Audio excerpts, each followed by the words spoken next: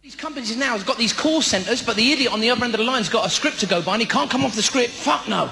You ring them up and you go, I'd like to open an account on the internet. And they go, oh, can I have your account number, please? Well, no, I ain't got one yet because I'm not on the internet, am I? Oh, yeah, gotcha. Can I have your account number, please?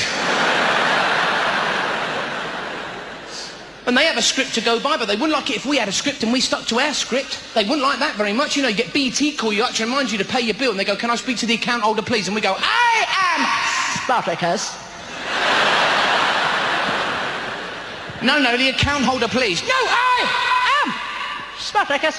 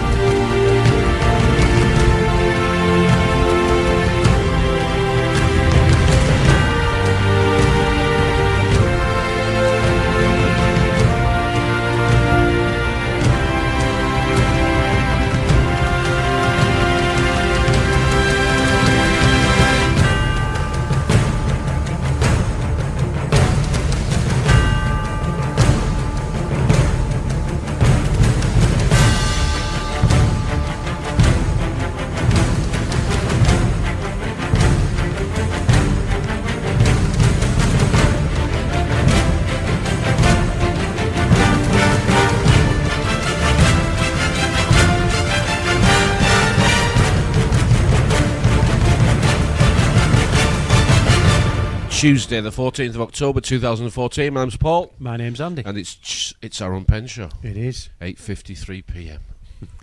Don't normally do a time check, do I? Lee Evans. I'm going to see him in Newcastle. That's in November. Oh, very good. I am, yeah. So I'll let you know how that goes. Yep. You get exhausted watching him, don't you? But I do like his thinking with the answering the phone, don't you? Mm-hmm. I do. And in the early days, that was something that we changed immediately, wasn't it? Mm-hmm. Because we realised these people who phone us up at their convenience to answer their questions so they get paid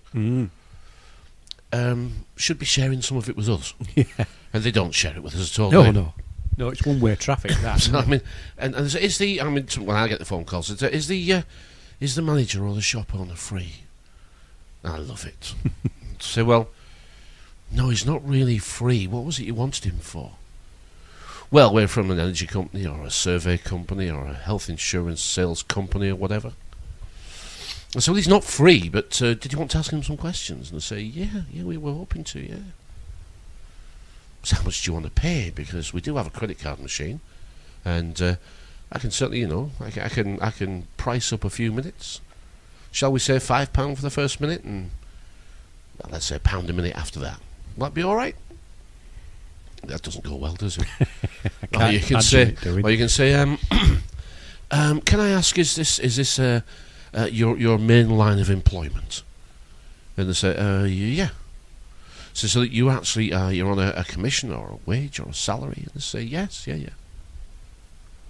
So you're getting paid for actually providing this service to me that I've not asked for? Yeah. How much are you going to get paid if I answer your questions?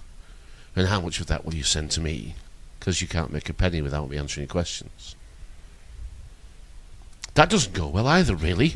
Not usually. Or you can try the third ploy. And that is that every question you ask me, I'm going to ask you to answer first. Because my terms and conditions are as follows. Every question you expect me to answer, I'll expect you to answer the same. Mm-hmm. Now, the name usually goes okay, but the address usually doesn't go very well. The date of birth doesn't usually go very well. No. And the fact that you say that you're recording them for your own data protection, that doesn't usually go very well either. No. If we actually approach life in this manner, would we not realise that life is actually a business? Would we not understand that it was engineered to be so right after the Industrial Revolution? Mm-hmm. Did we not realise that for the first time in history as we can record it, we had some money left? We actually had something called money left. Before then, we had nothing of the sort. You know, if you go back to the 1600s, we were still living on the land. There was no money left or anything like that. There was just crops and food, maintenance machinery. Mm. It was just, that's what it was. Yeah. It was just maintaining a lifestyle that didn't need money, just needed food, and not too long a walk to a bit of a clean water supply. Mm-hmm. And there wasn't really that much else to go at. Not really. No. It's only in the past 300 years that our lives have changed dramatically. Mm-hmm. You know, the early 1700s is when he really starts documenting about the agricultural revolution. Mm. But that just brought us more food, which actually freed up manpower. Yes. And then the Industrial Revolution was able to not only finance, but actually employ people. that manpower. People needed to be doing things. That's right. Yeah. So the first time in history we were getting paid, a wage. We had money left. Well, devising a system that we could do business with each other it was just the next logical step, wasn't it? Mm-hmm. Yeah. I mean, families had been working together as a business unit all through history. Yeah. This was just the next step of using a fair means of exchange to actually do business. Yeah. Well, it's right there in front of you. Every time you hand over a £20 note, the division of labour is on there. And it wasn't anything miraculous that he came up with. All he looked at was probably the family and what they were doing. They were dividing the labour up. The kids would be doing little chores. The mum would be doing the cooking and cleaning. The dad would be out threshing the wheat, and everybody had to join in. Everybody had to do their bit. Well, we're in the back end of October now, and even in my lifetime, these next school holidays coming up next week were called the tatey picking holidays. Yeah. Nobody goes tatey picking anymore, do they? Machines do it all. No. Essex, they all used to go to Kent to pick the hops for the holidays. Yeah, a hop picking holiday. Working on your holidays, brilliant. But Now they loved it. Now we see that today's modern technology and machinery has replaced those requirements for us to work. Yeah, and obviously that's going to continue in the future. But coming back to the family being run as a business unit, it's something that I think we were pretty much well aware of until really the late 1800s. Families were run as business units, and all investments and expenditure was approved as a family unit. Well, you likened it to a hotel. Well, the country I've likened to a hotel. Running like a hotel. Well, yeah, this country works as a big country house if you wanted to. Yeah, yeah. I mean, it's a bit of a blur because people can't see it. But country house is what you could call it. There is a connection in there, by the way. But, yeah, because if it's a country house, and obviously it's a country house hotel, it's a lovely place if you choose to see it that way. But the hotel provides all the employment. Yeah. But the hotel provides all the services to those that it employs. So all those that live in the hotel enjoy an occupation, but buy the services from the same supplier. Maybe you work for this company and you buy the service off that company, but they all work for the hotel. It's all hotel branded because everybody works for the government. Well, luckily the hotel prints its own currency, and that is the currency you get paid in. So you wander upstairs to the paymaster's office, you get paid in hotel currency, and then go spend it back with the hotel services that you've been employed by to provide to other people. Well, that's where we are now. It's a closed circulation. Yeah. You know, it's all based on value and prices, or goods and money. And goods and money are not the same thing, but people think they are. And this is the art of the stock market: is to price goods and money in terms that they can manipulate. See, goods represent an amount that can be bought by money, and if the goods become more popular, then the price decreases because the goods are more popular. Do you see what I mean? The more, it's a bit like when they imported the spices from the Far East. Yeah. Initially, the traders who imported those spices had found a new source of revenue, and they would send boats all the way to pick up the spices, bring them back, and because they were new, in demand, and popular, then the price differential between where they picked it up from to where the selling point was enough to make them cover all the costs and a healthy profit. Yeah. Well, once people jumped on this bandwagon, and the spice suppliers realised that this spice was popular, then they could raise their prices because they realised that this is how these people made money. These people made money on the spices that we provide them. So they started to become price dictators. Well, the sailors who were bringing the stuff in, the more stuff that came in, the less price. They couldn't keep the prices up. No, because it came down to who'll do it cheapest. yeah, Because at the end of the day, you've got to sell what you brought, turn around and go do it again. yeah, So the prices started to balance up until there was actually no profit in it. Now that's called mercantilism. it is, yeah. But what happened was the bankers took over. The bankers got involved in this business, and instead of encouraging the supply, they actually manipulated and regulated the supply. Scarcity, yeah. Artificial scarcity. So they realised that on the one side of this deal was the spice providers, who were so confident that what they were supplying was going to be popular, they kept jacking the price up. And on the other side was the people, the consumers, who so enjoyed this product that they bought it. And the cheaper it was, the more popular it became. So we had a conflict of interest from the bankers' point of view, but they still had a necessary reason to actually make money. So they financed the whole deal by regulating it. Yeah.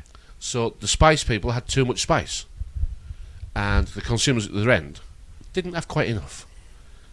And they realised that by manipulating the market this way, the profits could be maintained or even improved upon with less energy involved in the whole transaction. Well, that's the stock market. It is. I've just explained That's the stock market. Yeah, that's how it's done. I mean, that's what's happening to farmers. Yeah. We're surrounded by the farming community, and I have farmers who come in here and they look at the commodities prices and the futures selling prices, and when they're ready to sell their stocks or whatever it is what commodity it is they have to sell, they go online and look at the futures price, and that futures price is given to them by a digital source, and it is the middleman. And the middleman, of course, is the maker of the deal. He actually makes the deal happen, and because he supplies you with the information based on what he can offer you, he has the ability to tell you that Russia is able to supply at this price, and Canada is able to supply at this price. And should you want to sell your stock in the futures market, you'll have to compete with these two competing countries for us to buy your futures. Now, no wheat moves at all here. But when the actual farmer says, okay, I want to sell in the futures market, I think that's a good price for me, he sells nothing but a promise to the trader. Now, the trader, all the trader has acquired is a promise. He's bought no wheat at all. Now, that trader works for a big company who manipulates the market. And they would not be buying wheat at that commodity price that day unless they knew how to manipulate the market and make a profit on it in the futures market. So they sit there with a promise and then sell it in the future. The wheat has not touched the middleman maker's deal. The wheat is still in the field where the farmer's growing it. And the wheat is still going to the mill it was always going for. It's not been transferred around the world. That wheat is going exactly to the mill it was always going to go to. And it's going to make the loaf of bread it was always going to make. Or the Weetabix or whatever it is. Except this guy in the middle, who made the deal for you, has taken a cut. And because they have the ability to manipulate the market now, they can't go wrong, can they? No. I mean, they can't go wrong at all. Because the farmers, the commodity farmers, are doing exactly what the dairy farmers did. They're going to be down to one customer. Yep. And with the help of mass media and your smartphone that's smarter than you are, Dumb people and smart meters. Yeah, it can tell you exactly what's going on in the world and exactly why your wheat's not worth what it was worth yesterday. Brilliant, isn't it? And the best thing is they've got spies in all our houses. Yes. So they can know collectively what we're going to do well before we do it. Because they can listen to every conversation, read every email, and record every movement. Yeah. So you can say, well, it doesn't matter what they're watching me because what I do won't affect, global decisions. Well, it will, because they know when you're going to sell your stuff. And the problem is that, are we all being supplied personalised information? Because you've got to sit in the seat of power and wonder what you would do, given the enormous power that the corporations can now wield. Because governments are subservient to these corporations. These corporations took charge of the world, its development, and humanity's destiny 80 years ago. And they clearly openly said that they had. Mm-hmm. Yeah. Governments now are subservient to the corporations that run the planet. And these establishments, these gangs, are really just 2 or 3 big gangs wandering around the planet doing as they want. And governments are paid to serve their needs. Mm-hmm. Yeah. Make things happen for them. Well, they're the licenses. Well, they're the shield. They're the shields, aren't they? Yeah. The governments are the shields. The governments are the spokesmen for big business, because big business technically wants to remain invisible. They want to get on with business, regardless. And your government tells you why it's good for you, and then claims to be contracting these people to do business that's good for the country. Mm-hmm. Fracking is a very good example. Exactly. Yeah.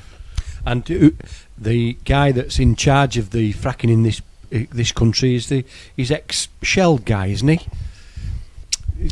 I have to say that following the news is something that I find distracting, confusing, and almost impossible to decode, so we know what's really going on. Mm-hmm. Now, who'd have thought that would happen? But it does happen, doesn't it? Yeah. And I know my Facebook page is hooked on telling me what the news is. And I'm very grateful to them that they do tell me what the latest news is. But there is something else that I want to mention, and that is that you can get confused, lost, and you can get into all sorts of daily arguments, can't you?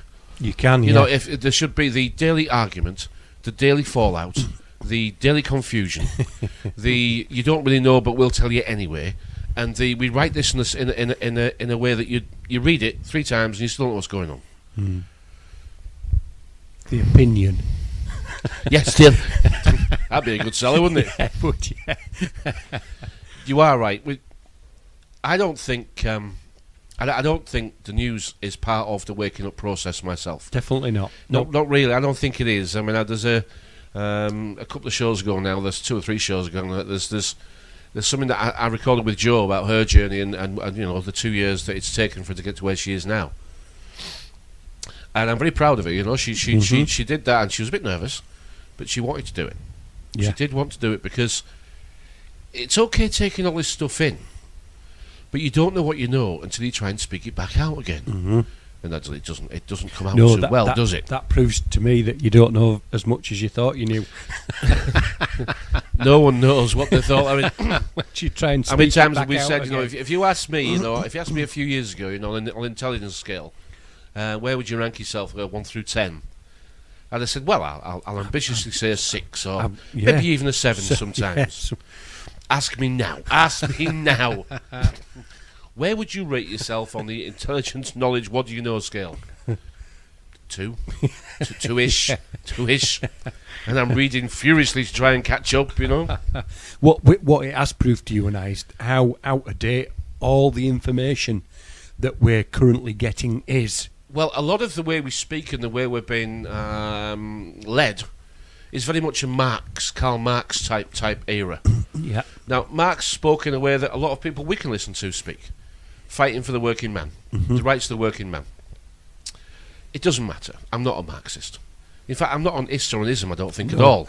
No. But people will decide I am, and they'll tell me what I am. Yeah. And apparently that's because they say I am, so I am. It's rubbish, but they say I am, so maybe that's what you are. Mm-hmm. Boxing is something that we've been doing for a long time, isn't it? Yeah. We always want to box people up. We do. Anyway, you're right. If you look at the 1800s, Marx was saying very much the same things that a lot of people that we listen or have listened to, who are socialists. Mm-hmm. The people on benefits are socialists, but they don't want me to say that. They're actually economically not independent. They can't look after themselves. So they want the world to change in a way that they don't have to change themselves. Mm-hmm. They just have to love everybody and then the world will change, and they can stay doing exactly what they're doing. Mm. These are people that I used to think had something to share with me, and they did. That was it. That's all they had to share with me. There's like, comment and share, isn't there? Yes. But there's no bloody do button, is there, on Facebook? There's no do. What are you doing about it button? Well, apparently if you say to these people, what do you do? That's trouble. Oh, That's yeah. trouble. Yeah, don't you ask me my name, don't you yeah. ask me what I'm doing, and don't you ask me what I've done, and don't ask me what experience I've got, and don't ask me how much money I've got. Or where I got it from. And don't ask. It's embarrassing, isn't it? Yeah. It's embarrassing that these are the people who they can't do anything. No. We realised a while ago that we had to move on. Mm. There was a time when we were speaking and off air. We said, "What do we need to? Do we need to go back? Do we need to make it a little bit more? Go back to where we started from and bring them back on?" And we both shook our heads and said, "No, that we're going backwards. You can't go forwards by going backwards. If they can't keep up, it's tough. Come on, pull your trousers up and get your shoelaces tied and come on." I know. Anybody who's new to this show now, we do have a few new subscribers, which I'm delighted to hear. Yeah. If you think that we're going to tell you that we're going to turn anything around, no, we're not. On a bigger scale, we're not. If you think that we're going to stop anything that is currently lined up for us to get, it's not going to happen like that. The only person you can save is your own sanity. Mm-hmm. There is nothing else. If you're halfway in this and you're still listening to all the names, you're still checking the news feeds, you're still raking YouTube, and you're still going through a few late nights, and you're still not speaking it out in a way that is making you attractive or popular, keep going. Yeah. Keep going. That's where I'm going to say you're doing just fine. Keep going. Don't think you're done. And I would add to that, if it's making you not popular, good. That does tell you. It teaches you that you need to actually become a better salesperson. You do, yeah. This is all about sales. And it's about doing good business, it's having value, and trading successfully. And it's recognising the dross you've just lost. you realise, I didn't need... Why did I need them? All I needed them for was for me to tell them stuff and for them to tell me stuff of crap that were already going on. The first freedom that we ever experienced was losing the money chase, wasn't it? Mm-hmm. Give up chasing the money. Mm-hmm. And we knew we had, because we spoke about it, and, Yeah. and we realised that we felt different. Yeah. Then the second big hurdle, and I don't think anybody overcomes this fully, but I'm going to say I've done my best, is to not give a bugger about what people think. No. Not a flying bloody horse. No. Yeah, not bothered. And that's what made us do this, isn't it? Mm-hmm. We actually thought, okay, let's see how many blows we can take. Let's see if people do want to attack us. Mm. Let's see how we handle criticism. And I'm saying we, but I'm actually talking about myself here, because I wasn't sure I'd be good at it. And I'm still not convinced I'm good at it, but I know I'm better than I used to be at it. Now I can just smile and say, I know why you've said that, and I'm okay. Mm-hmm. I'm okay with that. But we haven't had any fierce criticism. No. We've had some interesting commenters, and we've had a few private messages. And we thank you for that. I'm thinking, how much have you been drinking? What on earth are you smoking, you know? And we have had some good comments as well, though. Yeah, we have had some nice ones. Some people have taken the courage to put a comment up there, because it does take a bit of courage. Because there are many and people will know that you go through, because you're watching this and you're looking at the assassinations that go on, you're thinking, "Oh, I better not go there. And this might, and that might." And the paranoia. And you've to lose all that. It's great. It is great now, and we've learnt to giggle at it, haven't we? Really. Well, we have had some warnings, though. I mean, just recently, Theresa May and David Cameron. Yes, Tintin. Yeah. Right. Okay. You know him, Tintin. I do. Cabbage Patch Tintin.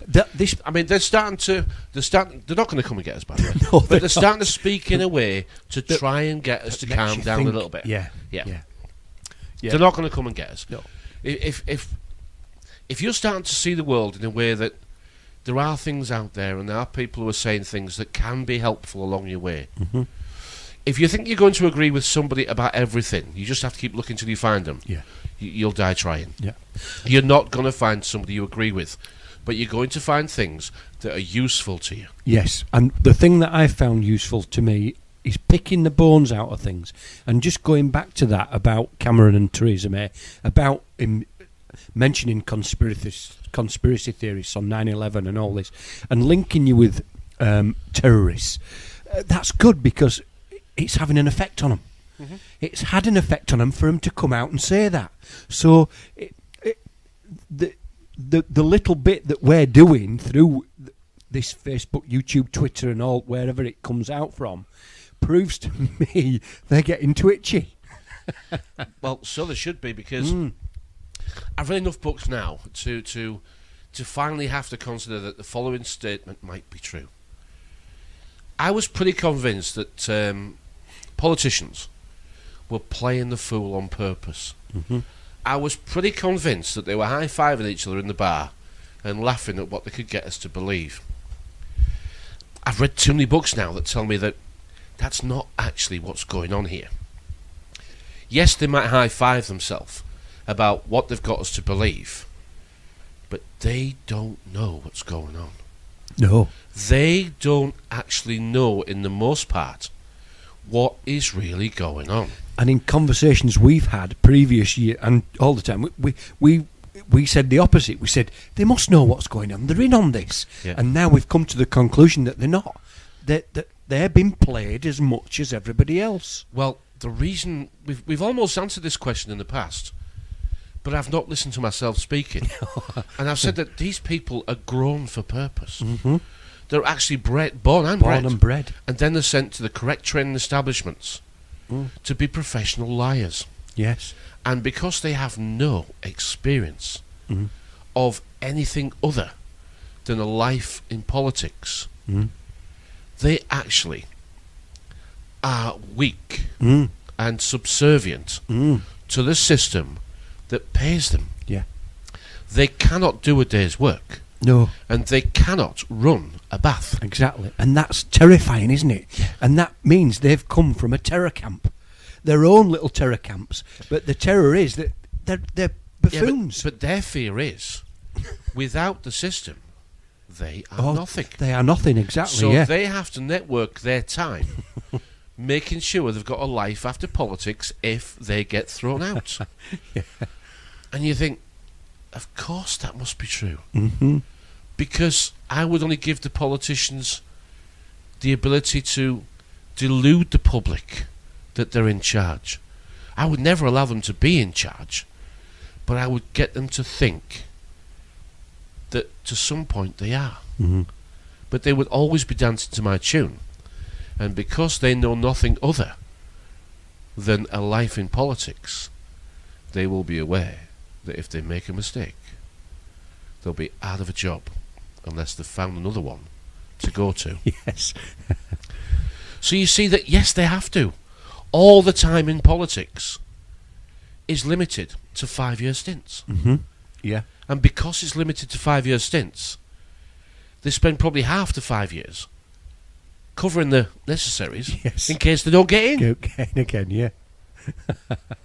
And then blaming the last lot that we're in. Well, that's standard procedure, isn't it? It is, yeah. And that old chestnut, we've still got a lot of work to do, you know. Well, what you been bloody doing for the last 5 years? I've been working my butt off and paying tax. What you been doing? This is the realisation that we come to when it's not complex. No. It's not complex. It's just they don't make it easy for us to look inside. But once we look at what's going on, it's pretty obvious that it must work that way. There is no other way. The people, our level, have to have the ability to change the show if we don't like it. Otherwise we'd figure out that this is just a one-man show and the rest is just the dancing chorus girls. So we do have to have the illusion of choice. And what we're really saying by choosing one of these lying packs is that we're going to go where they're going to take us, but do you want liar A, B, or C to take you there? Mm-hmm. Yeah. You know, and once we've chosen which liar we want to take us there, we're invested, aren't we? Mm-hmm. And it takes a year or two to actually realise that, oh, they've done us again. And the news is coming so fast now that, I mean, for example, the people of Scotland, they know they were lied to the day before the election because the three wise monkeys went up there and lied to them. Mm-hmm. They did, and then 4 days later they said, look, we can't do that. We can't do that. That's not fair on the English electoral. It's not fair on them. So we can't do that. We'd like to get it through for you, but the MPs in England will vote against it. Mm-hmm. Now, the people of Scotland should be pretty upset about that. But I'm not reading much that they are. I'm sure there may be a few that are upset about it. Mm. But I'm not hearing that they're going to do anything about it. We're 80 years out of date in our thinking. Yes. Our thinking is 80 years out of date. It is. And that shows how far these we can discount the politicians now pretty much, I think, in our conversations anyway, and take it back to the corporations. And we are saying that on purpose. They are they are corporations, the cartels, the cabals. And they don't call it the futures market for nothing. Well, because they know the future, they're creating it. Well, Tragedy and Hope clearly tells you that these people have been in full control for the past 300 or 400 years. Mm-hmm. If you haven't read Tragedy and Hope, please don't tell me you know what's in it. Please don't tell me it's rubbish, or please don't tell me it's... Read it, and then tell me. Mm-hmm. A lot of people debunk stuff they've not read. They just say, David Icke's a New World Order salesman, or Alex Jones is just a Jewish shill. Michael Sarian gets his own, fair share of debunkers. But the truth is, all those three people have helped our journey, haven't they? Mm-hmm. All those three have added to what we already knew. Yeah. They wouldn't be popular if they didn't tell the truth in some part. And the only disappointing bit is that maybe they don't say what you want them to say. Mm-hmm. Maybe they say something that offends you. Well, get over it. Yeah. Get over that. Stop being so weak. Stop being so thin-skinned. Stop being so pathetic. We've not seen them as our saviours. We've seen them as messengers. Messengers, They've brought a message. Well, that's right. I mean, if we kept refusing the message or getting annoyed at the messenger, which is what I used to do, there'd be dead postmen all over the country, wouldn't there? Yeah. You know what I mean? We've got to get past this ridiculous. We are judge, jury, and executioner. We're nothing of the sort. In fact, until you make yourself something more than you are, you're nothing. You've no value. No one cares. No one's bothered. No. Your opinion is not worth a light. I mean, you see on Facebook primarily, perhaps a good video's been posted or some sort of really good information, and you see on the like side of it, you think you see 20 likes, and then you see 2 shares. Now you've got there's your percentage. There's your percentage of people who are actually going to do something. 20 people like it, but only 2 people have shared it. So 18 people are either too cowardly to put it on their Facebook wall, or have no intention of actually doing anything at all. No. There's just look at it. 160 likes, 5 shares. Mm-hmm. Yeah. If you're still on Facebook, furiously typing away, adding your opinion to things that are on there, it's not fun, is it? No. Doesn't make for a good day, does it? No. Just makes an argument. Just put a comment in Facebook and wait. Yeah. You'll bloody get one. There's a new sex bomb arrived on Facebook and YouTube. Like a Daniela Lavarita, something like that. An interesting character. I shall reserve judgment. We shall wait. An interesting character who a fearless woman. We shall wait and see how it works out. No further comment, my lord. Well, we mentioned Mark earlier, didn't we? Mark McGowan. He's been around for a long time now, and he did seem to be going through a bit of a down patch, but he's getting a little bit narky because people won't pay for his new movie. I realise he's getting a little nat. He uses the word sponsor, which is just a nice word for pay for. Can I have some Is he money? going to pay for my movie or what? I like Mark, but he's an artist. He's an artist. Yes. Artists need to be recognised. They do, yeah. They need to be recognised regularly, and they want this recognition in the form of financial reward and complimentary. Yeah. And complimentary, please. That's what artists do it for. Yeah. Mark puts up 2 or 3 videos a day, and I know on the plus side, he's trying to highlight the corruption and the necessary explanations of what's really happening. He supports the nurses who, God bless it, the nurses can't even get 1% pay rise. I know, I tooted my horn at them this week, way in the thumbs up. You know, the amount of cars that weren't tooting, though, was amazing. Well, we don't care. We're not bothered. The ever-decreasing resource, means that... Do you know what my first thoughts were? I was pipping in a long line of traffic going past Seacroft Hospital, it was, and they were out there. There weren't many on the picket line, but my first thoughts were those people in front of me and behind me not pipping. They're going to need them one day. You're going to need them one bloody day, yeah. Yeah, you're going to need them because you can't afford the Bupa and the good health care. We get the field hospital. That's what we get. Yeah, we do. Patch I know, him we up do. and throw Just him to out. finish off, we're not being nasty about Mark, by the way. We're not. You know, he really does. The amount of time and effort he puts in, and the amount of news he must cover to be able to be so up to date is tremendous. Yeah. It'll make him poorly though. It'll drive him mad. It's designed to get you down, and we realised that, didn't we? You do have to have something else to hold on to. You do have to have something else in your life, mainly daylight or sunshine, and something else. You know, you do need to have something else to temper this, because to stare into the darkness day after day after day is to become the darkness itself. Yeah. And you could see his frustration. You know, he's always up early. I mean, he always starts off his day with his dark outside. This will be 5:30, 6 o'clock in the morning. Yeah. You know, he's up early, and he's obviously runs his taxi around London, and long days. Long days. He's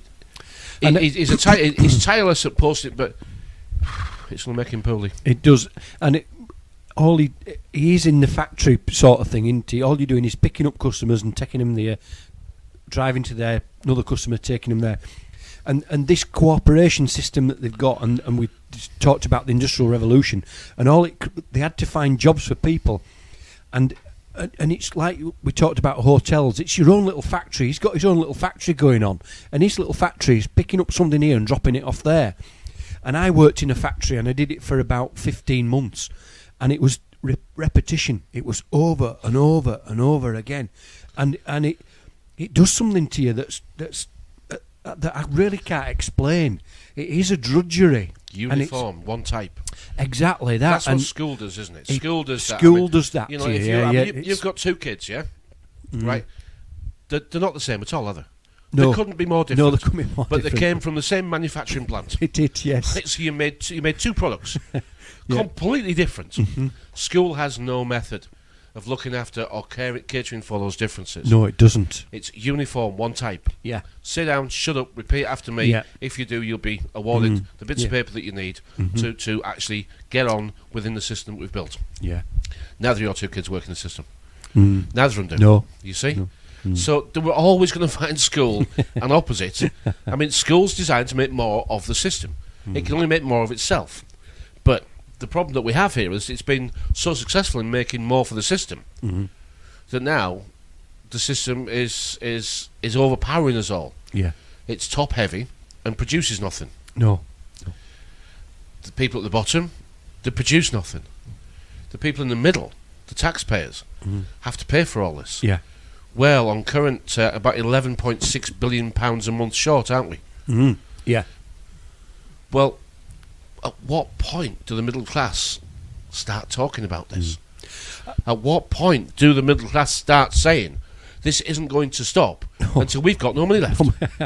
And what was really... I've been working down in Leeds, and there's 2 posters in Leeds about Heathrow Airport and about the expansion of advertising, that they want the expansion of Heathrow Airport. And one of the claims is it's going to add 100 billion to the economy and create 120,000 jobs by expanding Heathrow. So they're obviously appealing to people in Leeds to get behind Heathrow. And I just thought, the absolute madness of that, trying to appeal to a demographic area to push the Heathrow expansion through. And it's just subliminal. It was only posters that were up there. But it's just adding to the machine. And just think, well, that it's a private company, Heathrow. Of course it is, hands, yeah. Private hands, yeah. But you're absolutely right. These subliminals, we don't understand how successful they are. No, we see the movie posters. Yeah, and we see the pop culture posters and all, and we don't realise they're just posters. They're just adverts. But these are they're more powerful than you think, aren't they? Yeah. Remember that poster that we went to Manchester, didn't we? For was it a meeting? Went to a meeting in Manchester. Yeah, it was. And yeah. we went for. We were early. It was Lawful Bank. Yeah, we were early, and we said, right, well, we've rushed from Yorkshire. We haven't had any tea. Where shall we go for some tea? Do you remember that? Yeah. And we were sent to a very posh Indian restaurant. It was, yes. With nobody in it. It was empty. Nobody in it at all. It was massive. Anyway, we won't talk about the restaurant, but on the way back, can't remember the film. Do you remember the poster? I do. Now, do you remember? I said, look at that poster. You said, yeah, I'm looking at it. I said, can you see anything? And you said, no. I said, look again. And you said, no. I said, where's her hand? Do you remember that? Yeah, it was the vampire thing that was something going like that, round, wasn't it, at the time? Yeah, and I said, look where her hand is. He said, oh my God, yeah. It was between his legs, wasn't it? Yes. But you didn't see it. You couldn't see it. It was blacked out, but it was the way she was leaned into him. Yeah, but her hand was between his legs. And her shoulder was pushed downwards. Yeah. But when I said, look downwards, yeah, look at that, and you said, oh my God, yeah. Right in front of us, wasn't it? Yeah. And that was right next to a Harvest Energy garage, wasn't it? Yes, and aimed at the kids. Aimed at 12, 11, 12, 13, 14-year-olds. I don't think adults of a certain age actually know how easy it is to get pornography on this internet. God bless them for not knowing. Do you think they not know? They just pretend they don't know. Well, I was talking because they're looking at it themselves. I was talking to somebody today who had no idea how easy it was. 2 clicks of a button, no checks, no nothing, just straight in. And the kids will know better than I do. Oh God, yeah. Well, at what age are we giving kids mobile phones? What's the average age now? 9, 10, 11? And they're on tablets and stuff before then? Yeah. I think it's younger than that now, isn't it? They're asking for them between 6 and 7 year old now, wanting a mobile phone. It's a brave new world that's been offered to us. And if we don't change, it doesn't care. No. It'll leave us behind. It will. And if anybody wants to try and tell me that the white indigenous population of this country are not under direct attack, I will say, please prove it. Because I have so much evidence that it is under attack. But if I provide my evidence, I'll be called racist. You will.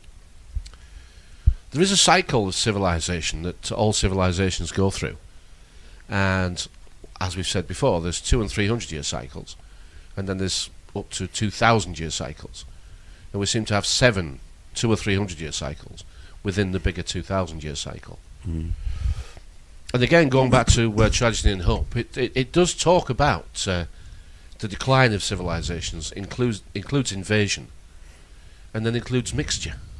And mixture is what we're currently undergoing. Yes. And I can see how that would be successful, because this may be controversial, but it doesn't matter. If you find it controversial, it doesn't matter to me. That the white Western female is becoming unmarriageable. She's becoming not attractive to the white Western male. Now, she will maybe say back that he's not attractive to me anymore because he acts like an adolescent child and still wants to do things that little boys do. And I'll say, I think you're right. I think you're right. I think you're right on that one, yeah. But the unmarriageable girls, and I shan't go into detail because I'm sure I'll get shot even just for just saying this. When we were younger, there was always a joke going around, wasn't there? There was girls you have sex with and girls you'll marry, and God forbid the two should ever meet. Now there's just girls you have sex with. I have a fish and chip shop, and there's thousands of customers have been in over the time. Many thousands of customers been over the time. Very few girls I would think about marrying. They're just different. Society and culture's made them different, and to me they're unattractive. And I wish that wasn't the case, because what will happen is the mixture will come. And again, two guys in my age group who I went to school with are both flying off to other countries. One has found a girl, and the other intends to repeat that success, because those girls are different. Yeah, speak differently, dress differently, have different values, and they choose to go over there. You said, Paul, that's not new. I mean, English guys have been doing that for years. Yeah, but they used to bring them back here. They used to bring them back to this country, but now they're actually going to live in their country. That's a little bit different, isn't it? That's a little change to what perhaps we used to do. Right, we've had our minute there. A little bit of a break, just to reset and have a think. Forgot to, when I was talking about fracking earlier, I forgot to say a big congratulations and well done to Ian Crane. Yep. He is travelling around the country, highlighting the dangers and the things that we need to be aware of. Yep. If we allow fracking to take place. Yep. In the areas that we live. I'm not an expert on fracking, but if the government's for it, I'm automatically against it until I find out some more. Yep. Well done, Ian Crane. Well done, yeah. A lot of people wanted to tell me that Ian Crane wasn't a good guy. He was really working for the oil companies. Do you know what he might be? He might be. But it doesn't matter. No. It doesn't matter. It's what they say and what use it is to you. Can I add to that? It's getting through to people. I had the police knock on my door the other day. Monday evening it was. And I thought I was in trouble again for something with the neighbours. And he said, you had your trailer damaged, didn't you? Vandalised, blah, blah. I said, yes, I did, yeah. He said, we're just coming round giving you an update. And he gave us the update, pretty much not enough evidence to get them. But with a little bit of a smile on his face, he said, there's been some social justice handed out, though.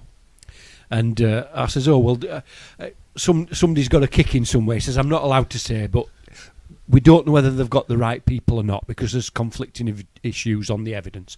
I says, oh, well, thank you for coming and letting me know. And he was on my doorstep, and I thought, oh, while he's here, we'll just get him talking. So I got him talking. What came up? Fracking. And he said, I'm going to vote Green this year. He says, this time. He says, because they're against fracking. And he says, this fracking is not good for us. And I says, can I ask you where this information's come from? And he said, yeah, my colleagues that have been on the fracking demonstrations. Oh, brilliant. And I what a absolute confirmation. This is why the church have confirmation, because it was one of those uplifting moments when you thought, yeah, the boys in blue, he was a good guy, he was one of the good guys. I know. And if you watch too much YouTube, you think they're all against us. You do. They're not. They've got kids. They live in the same city or town or village. They've got bills to pay. And do you know what? They've got a conflict of interests. They have. Because they've been told by the higher-ups that people who speak differently are to be suspicious of them. That's just what I said to him. But this guy, he's got the ability to listen. He says, no, I'm thinking for myself. I says, are you like me? I've voted for all the different colours. And he says, yes. And I said, I were an idiot. I voted Blair in, and look at the mess they got us into. And I says, these clowns that are in this coalition, this blue-yellow thing, it's not working. They're falling out in heaps and lumps. He says, I know. He says, and that's why I'm going to vote Green, because it was the Green MP that got arrested. She did actually get arrested, didn't she? And I said, I congratulate you for your convictions. I says, I'm not sure which way I'm going to vote this time. I says, probably UKIP as a protest vote, because that's all they're going to be. I says, but that's the only way we've got to protest is at the ballot box. The only reason UKIP are picking up votes is because of the nationalism thing. And I know. But you realise it's all part of a ploy, isn't it? It is part of a ploy, and it's pinching votes from Labour and Conservative. It's the game. I know, it's a game. But you have to be able to say you've done what you want. You voted the way you wanted to. Yes. Not the way you were told to. Exactly. Now, I know that people say UKIP socialism. They're going to keep. It doesn't matter. No, it doesn't. What people vote for shouldn't be a reason for argument. It should be a reason for interest. And why'd you vote for him? And the reason for this area, we met the guy, haven't we? We know the guy that's going to stand for UKIP here. Yeah. And we know how he's changed. Yeah. He's coming round to the things that we were talking about 5 years ago. So that's why we're gonna help him out a little bit. I'm going to say, we understand because he's changed in the way that we think is positive. Well, he's a nice guy. He's a nice guy. He's a nice guy. He's a know customer. He is. Yeah. And what I was saying 5 years ago, he's laughing at, and now he's talking to me. Exactly. So it doesn't matter about the party. No. It matters about what access you've got to the people who make the votes, the decision making. And whether you think it's right at the time or not doesn't matter. Because we're not voting for you. Time we're voting will for Jeremy. tell. We're voting for Jeremy. We're going to vote for Jeremy. Our friend Jeremy. Exactly. That's who we're going to vote for. That's who we're going to vote And for. now we'll have... I mean, God bless it, I hope he gets in. We'll have access to our local MP. We will. And we know that if we ask him to come and sit and do a little interview with us... He'll come and do it. He'll probably do it. Not like the Julian Smith that you invited, who's the Conservative guy who doesn't even live here. Exactly. Exactly. These are the things that we're hoping that we can bring to in the future. These are the points we've got to make. Because it's access and networking. It is. And he doesn't know all we know, but he's starting to ask questions. Yes. And just as Ian Crane has done on those, I forget where the town was or where it first started, and I looked into the Lords of the Manor, and I said to him at the time, I said, did you know, I said to the policeman, I said, did you know that the Lords of the Manor had to get all the rights in last November? He says, no, I didn't. I says, well, they did. And our Lord of the Manor is Lord Peel, and I says, he's from the MP that started the Peelers. And he says, oh, I didn't know that. I says, yeah, you're a legacy of our Lord of the Manor who lives in Richmond. And I says, but he's got the rights to frack anywhere in his manor, as of all the other Lords of the Manor. Under licence. Under licence. From the person who owns it. From her very, from the very bloodlines that let them rape and pillage wherever they want to go. Because we've always been saying, or we've been taught to say, the bankers run the world. That's not strictly true. No. It is the bankers that are stealing lots of money and making the world run in the way that they gamble our money away and keep the profits regardless. But there's a bit more to banks that I think perhaps we should add on there. Banks are, or at least the high street banks that we see, they are subservient to the shareholders. Now the shareholders are the people who control the banks. They don't run the banks, they control the banks, and they control which CEO gets put in charge, and they control all its movements, because as the major shareholders, it really is their bank. But the CEO is put in to run it as a business and generate a profit, so they can remain one level above. But it's the shareholders, it's the big corporations that actually run the banks and manipulate the stock exchange casino system that we have. From the 1930s onwards, they have actually controlled every minute of the game. Every play, every up, every down. It's been completely controlled by them. We're behind by a long way. Let's change that, because last week I did make a statement towards the end of the show about Ebola, and it was just what I think might be happening. And just to add this week, I've not changed what I think might be happening. The headlines in the papers today is the UK might have 10 cases of Ebola by Christmas. How do they know? How? 10? 10. Oh, right. You know, a spokesman. 10. I hope I'm not on that unlucky 10. Do you draw lots? Nothing is by accident. Nothing. No. The only mistake we make is thinking that they're making one. They put into reality a sequence of events that they know and how it's going to conclude. The Ebola carry-on is being played out primarily in this country, Spain and America. Mm-hmm. Next will be France. Next will be Italy, then Germany.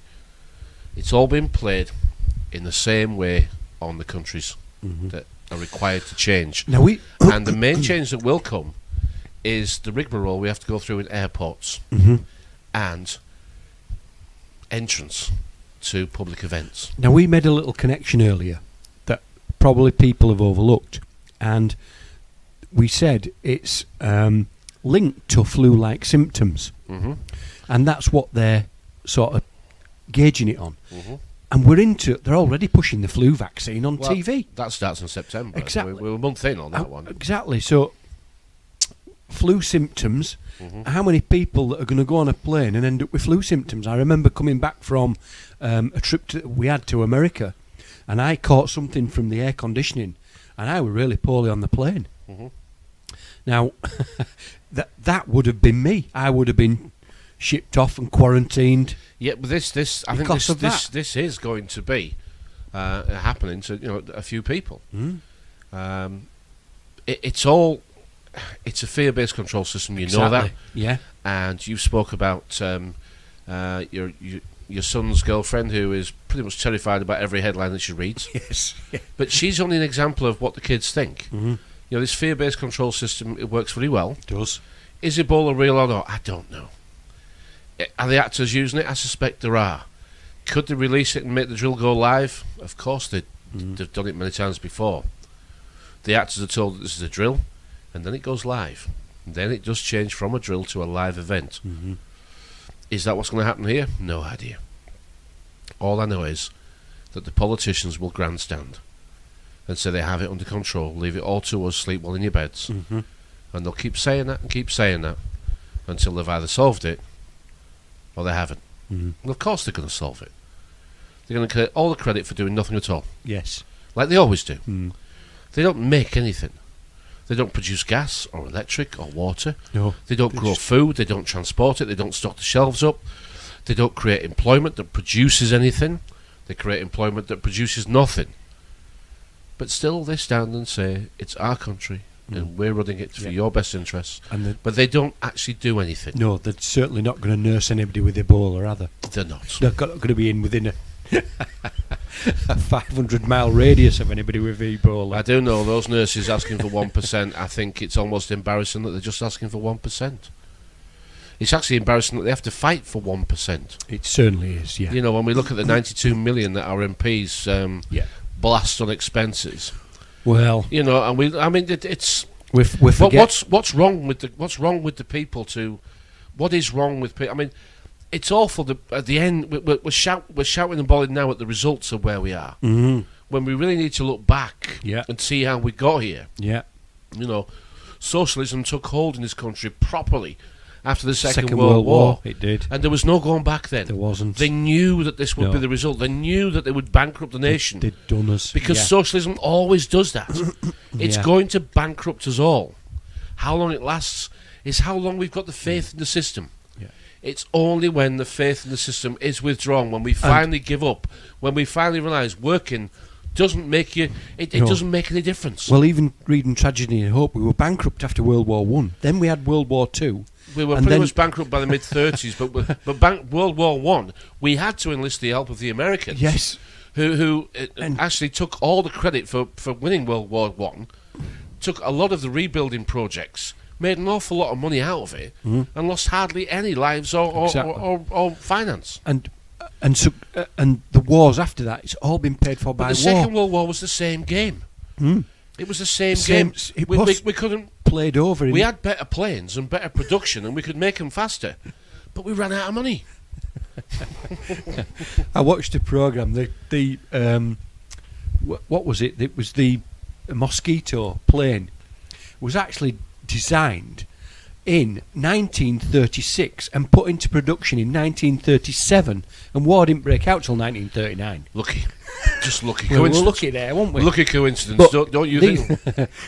And my grandfather was... It's a great name, it's Spitfire. My great-grandfather was involved in getting Yeadon Airport ready for World War I in 1933. Oh, sorry, World War II. In 1933, they were getting that ready.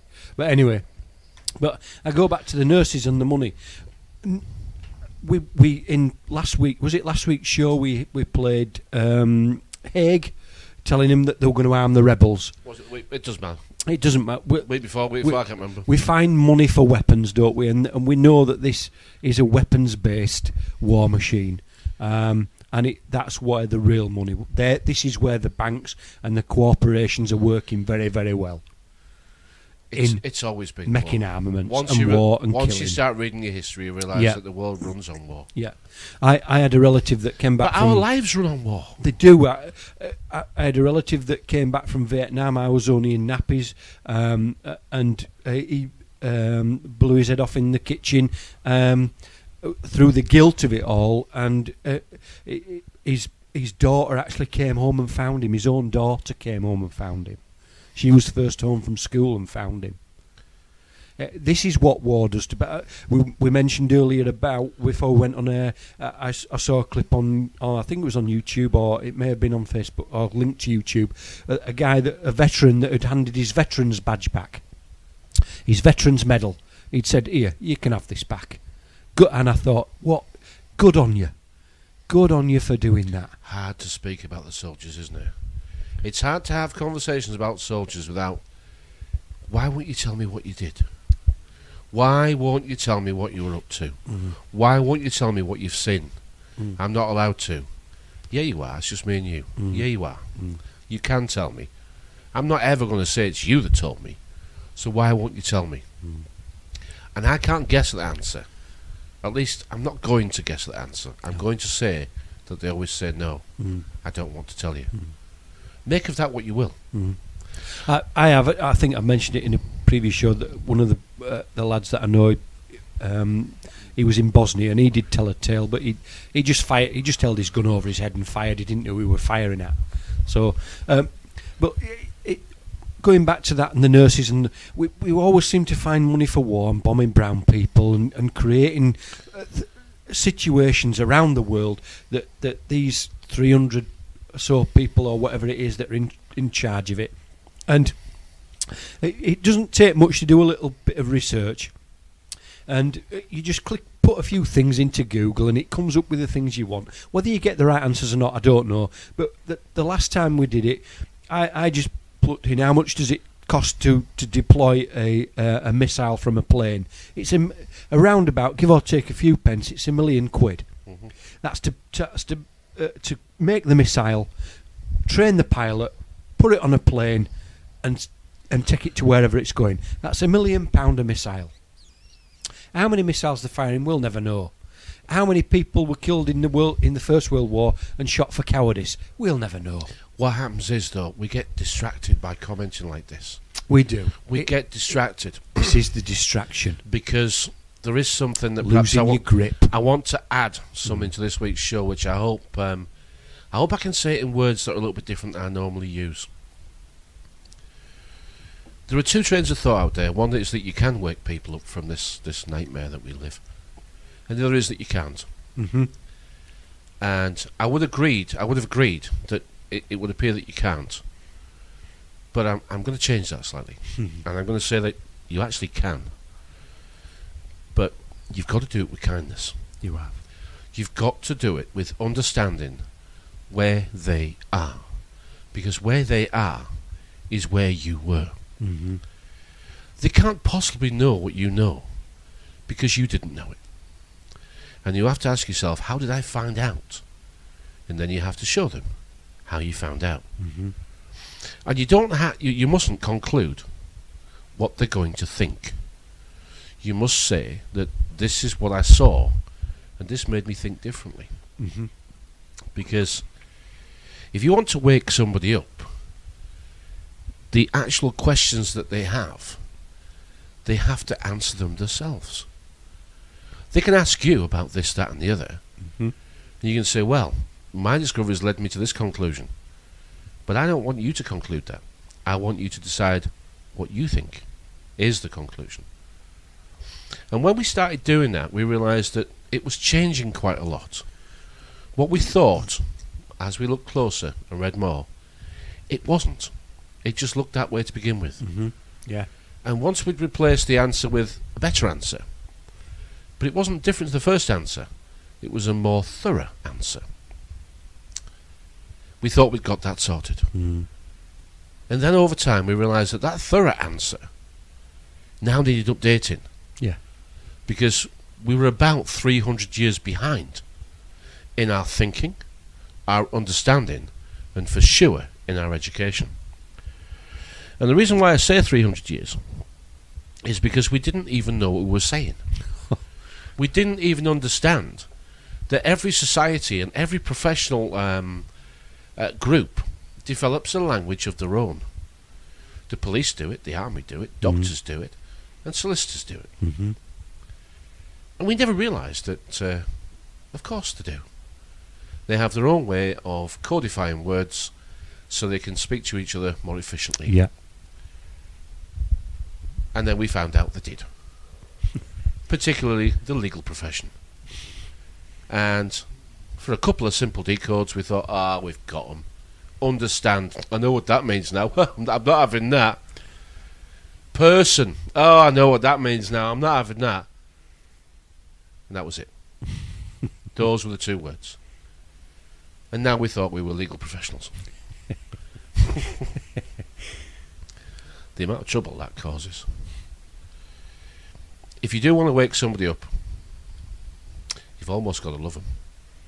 Almost got to love them. Mm-hmm. You can't do it to strangers, because to wake somebody up, you slowly but surely destroy everything about the world that they live in. Mm-hmm. And then you let them go. Yeah. On their own. Mm-hmm. Well, collectively, as a country, that's what happened to us in 1971. They threw us overboard. They did. Remember the adverts? Learn to swim, young man. Learn to swim. Right after then, those were the adverts that were played. Public information films. Learn to swim. And we didn't realise they'd thrown us overboard. And those adverts we just thought were for our kids to learn to swim. And they were. Mm-hmm. On the second decode. Yeah. You see, they took the money off us in 1971. And after that, we were playing pretend. Mm-hmm. And here we are now, at the end of a nasty game of pretend that is going to fool us all, because we still think the digits on the screen are money. Yeah. And they're not. No. Nothing is changing hands. No. At all. Nothing is being moved except the numbers. And now you realise that, hang on, who makes the numbers? Mm. Well, it's the banks. Mm-hmm. But who owns the banks? Well, the shareholders. Mm-hmm. Well, who chooses the head of the banks? The major shareholders. Yeah. So you realise that big business has been running the world since 1933. Mm. And the governments have been the administrators for the banking cabal of the corporate business structure that owns this planet. Yeah. Yes. And the very fact that we've got fracking is going to save the economy. Heathrow Airport expansion is going to save the economy. It's not going to. I won't hold me The breath. last resource that they're going to gain full control over is the water. Water is representative in the world that we live in money. It is. And once they've got the full control of the issuance and allowance of money, it will be reflected in the full control and distribution of water. And it's right in front of your eyes. It's in your current account. Yep. Streamlining. How many of those credit card machines do you go on? It says streamlining. Well, we know about we know all these things. We know. Yeah. I know this is old news to some people who are listening, but for the new listeners, it really is true that we are fish, and we are being resourced by ships. By ships. This is a game of battleships, and it is, as Jordan Maxwell clearly tells you, And anybody who's still listening to Jordan Maxwell, good on you. He's back. I don't know Jordan. He won't come on our show. He won't reply to my emails. So I'm not comfortable about that. He goes and he replies to some people, but he's never once replied to me. And I've donated to him, and I still never got a thanks very much. So I'm not going to tell you Jordan's a good guy, but I'm going to tell you one thing. In his latest interviews, certainly over the past 12 months, he keeps pushing this water reality and how it connects into our lives. Every interview he's done, he always talks about the old stuff that he's always spoken about, but he keeps pushing this water reality because, rightly or wrongly, and I don't know Jordan, I don't mind listening to him, he is going further and further and further with the word decode. He doesn't go anywhere near as far as we go with it, but he is getting the word decode, and he seems to try and say, this is what we should be looking at. So, Jordan got me started, and I've concentrated and worked so hard, we both have, bringing these words into reality. And now Jordan's back, and he seems to think the words have got importance as well. And far be it from me to argue with him. But as for waking people up, just go steady. Remember who you used to be. Take your time and realise that you're going to actually wreck their lives, and they have to want to let you. In other words, you have to keep saying, if you continue doing this, life will never be the same again. And I mean ever be the same again. You'll question your existence, your reason for being, why you're here, and you look at the people that you surround yourself with, and you're going to see them very differently to what you see them today. And make sure you keep warning people that's what's going to happen. And if they still say they want to continue, bit by bit, bit by bit. For another Tuesday. Yeah. The Unpenned Show. My Facebook, your Facebook, will be below this YouTube video. It will. That will be available in about a couple of weeks' time. We're a couple of weeks behind. I've got so many shows that I haven't done. Yes. But it's good night from me. And good night from me, and thank you for your comments.